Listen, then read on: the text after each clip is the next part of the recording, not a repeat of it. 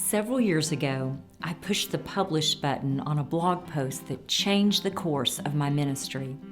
More importantly, it profoundly altered my view of God and allowed me to see His gift of grace and mercy in a new light. I opened the post with these words: "Few would argue that the 'Mom, I'm pregnant' announcement is at the top of a parent's list of the knock the breath out of you statements you hope to never hear from your unmarried child." A few weeks ago, my oldest son delivered the news that his fiancée is pregnant. Ryan and Casey are good kids who made a bad choice. 2 months into their engagement, they let their guard down, and as a result, they face a new challenge. Shortly after marrying, they will become parents. At the time my son told me about the pregnancy, he had just graduated from college and was living at home before his big wedding in July. His fiancée was finishing her last semester of college 800 miles away. I was sitting in my living room in my favorite writing chair, reading over the final manuscript for a new Bible study for mothers of sons called 5 Conversations You Must Have with Your Son. Even more ironically, I was putting the final touches on conversation number 3. Not everyone's doing it. In addition to the Bible study, I had also written a book by the same title. It was due to hit the bookstore shelves just weeks after I made the pregnancy announcement on my blog. I was absorbed in proofing the sexual purity chapter when my boy walked back through the front door after having left for work just 15 minutes prior. He was ashen as he announced with his voice quaking, "Mom, I can't stand it any longer. I had to come back and tell you something." My boy fell into my arms and mumbled through tears, "I think Casey may be pregnant." In that moment, I was not an author. I was not a speaker. There was no thought whatsoever of the parenting books I had written or the one that was about to release. In that moment, I was a mother, and I did what any good mother would do. I cradled my boy in my arms, and I wept with him. I boldly reassured him that with God's help, we would get through this. I was a fellow sinner whose own life had been radically altered by the good news of God's amazing grace. Now it was my turn to administer that grace to my son. When the blog post went live, I held my breath as the comments began to pour in. Like any mother who is bent on protecting her cubs, I was ready to do battle with anyone who dared to rob my children of the forgiveness and grace that was theirs to claim. But as I read through the comments posted on that day, I was pleasantly surprised at the graciousness of God's people. A passion to write this book was birthed in my heart. I realized that we are all exhausted from playing the pretender game and that many of us are desperate to remove our masks. And it got me thinking, what if we could be more honest about the challenges and the struggles we face in the Christian journey? What if we could find a safe place to acknowledge our ongoing struggle with sin rather than carry on this charade where we pretend like we've got it all together? For the next 6 weeks, we're going to take off our masks and get honest about these spiritual ruts that hinder us from moving on in the Christian journey. Psalm 51:6 says, "Behold, you delight in truth in the inward being, and you teach me wisdom in the secret heart." God delights in our honesty. Are you ready to get honest? Even better, are you ready to move on?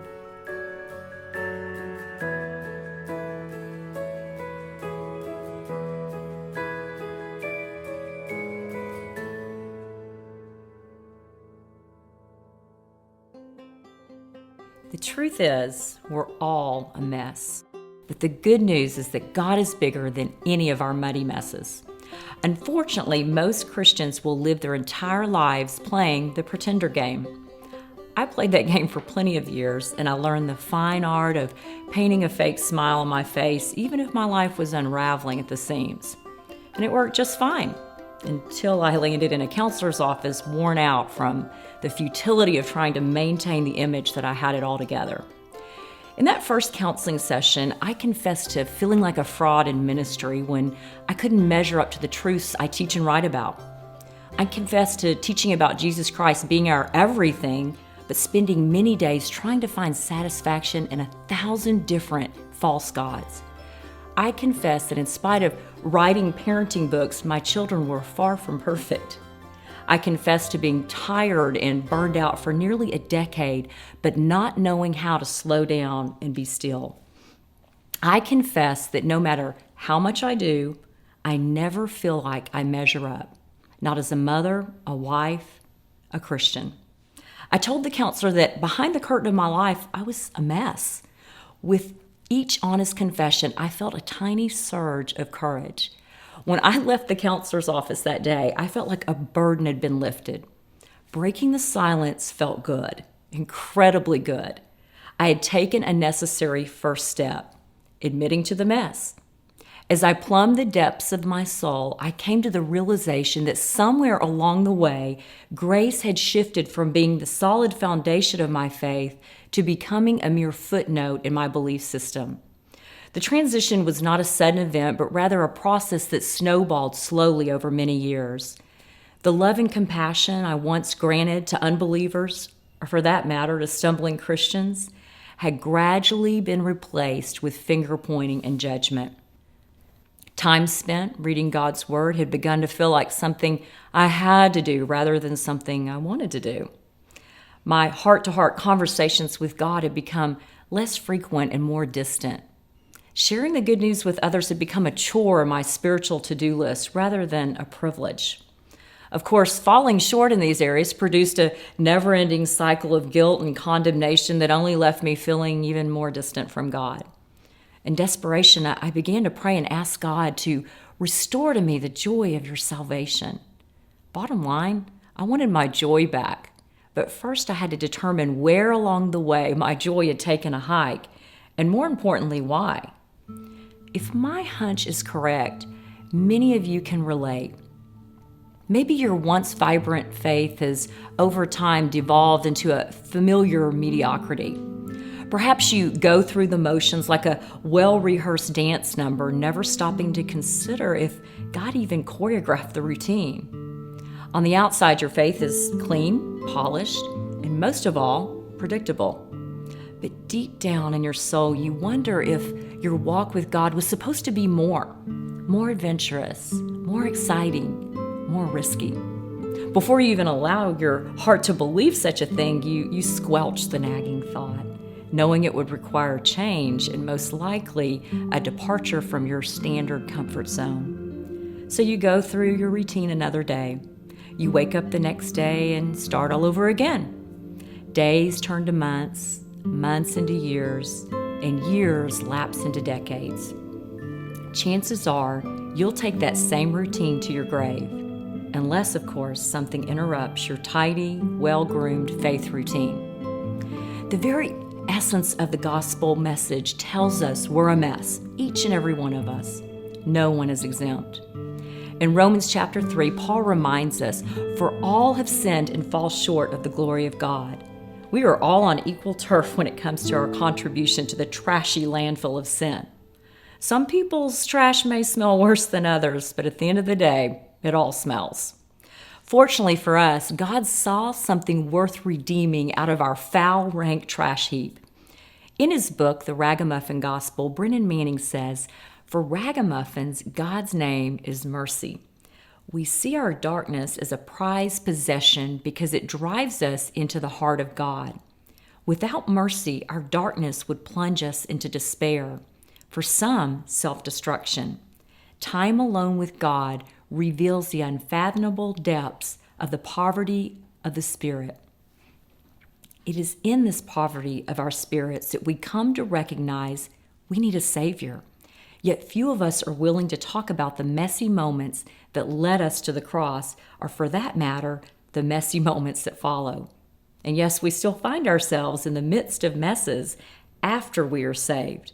We are redeemed creatures, not perfect creations. That won't happen this side of heaven. But what if we created an environment where we could be open and honest about our messes? What if we could talk about our rebellious teenager or marriage struggles, an addiction that has mastered our lives, an unexpected diagnosis, a stronghold of sin, a mountain of debt, a job loss, a friend's deep betrayal, an unfulfilled dream, an ongoing struggle with depression? You fill in the blank.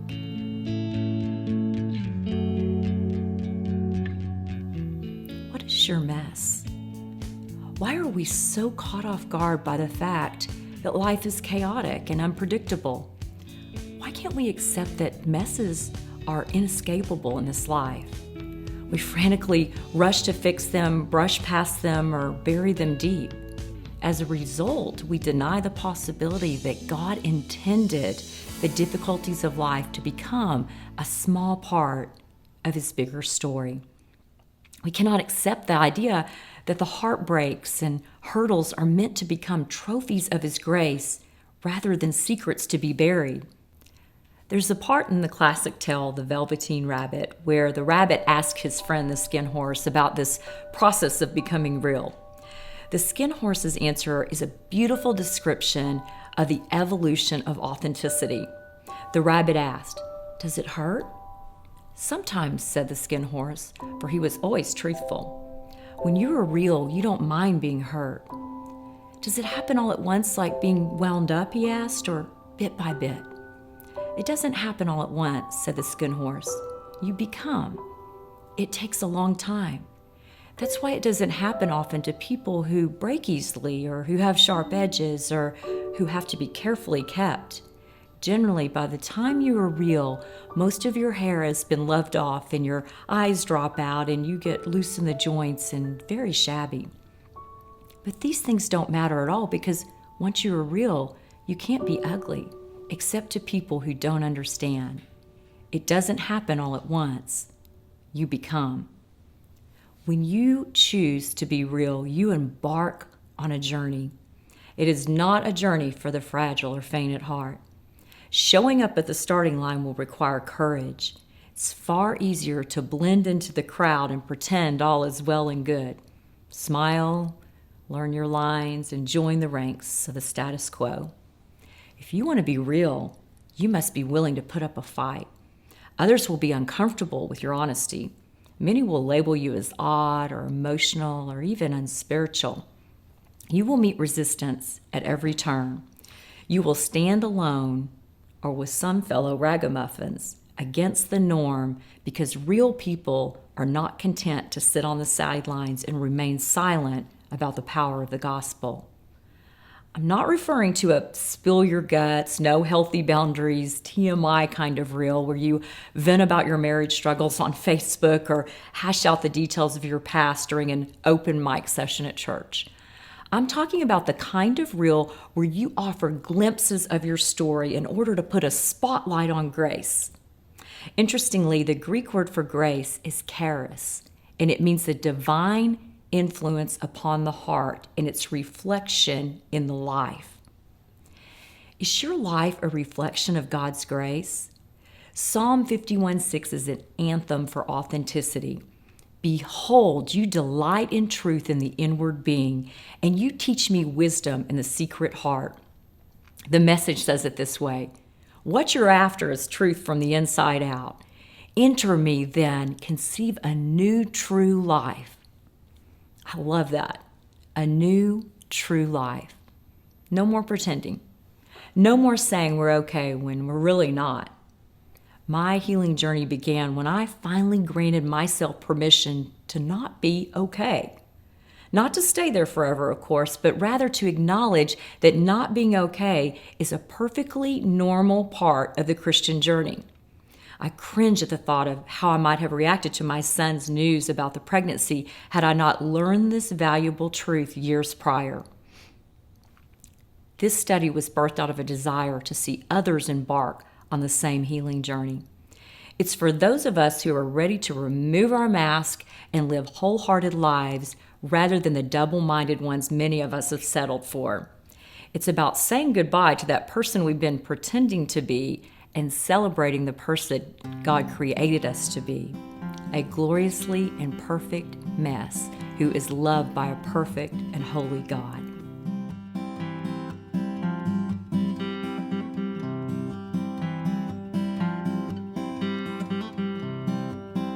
Not long ago, I went on an evening boat ride with my family. We anchored the boat to catch a beautiful sunset over the water. My grandson is 2 now, and to say he is obsessed with being in the water would be an understatement. One of his favorite things to do is jump off the deck of the boat and into someone's waiting arms.